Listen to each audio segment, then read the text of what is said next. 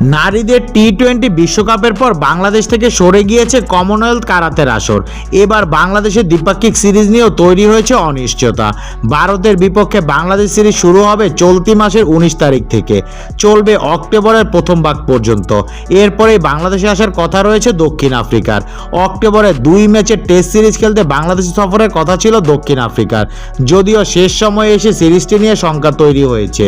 সূচি চূড়ান্ত হলেও প্রোটিয়ারা আদতেই বাংলাদেশে আসবে কিনা তা নিয়ে আছে প্রশ্ন। সাম্প্রতিক রাজনৈতিক অস্থিরতার মাঝে দলটি আসা না আসা নিয়ে অনিশ্চয়তা শুরু হয়েছে। জানা গিয়েছে বাংলাদেশ সফরের পুরো বিষয়টি নিজেদের খেলোয়াড়দের উপর ছেড়ে দিয়েছে দেশটির ক্রিকেট বোর্ড। চলতি সপ্তাহে বাংলাদেশ সফর নিয়ে সাউথ আফ্রিকা ক্রিকেট অ্যাসোসিয়েশনের সঙ্গে আলোচনায় বসতে চলছে ক্রিকেট সাউথ আফ্রিকা। বাংলাদেশ সফরে দক্ষিণ আফ্রিকার খেলোয়াড়রা আগ্রহী কিনা তা জানতে চেয়েই এই আলোচনার আয়োজন।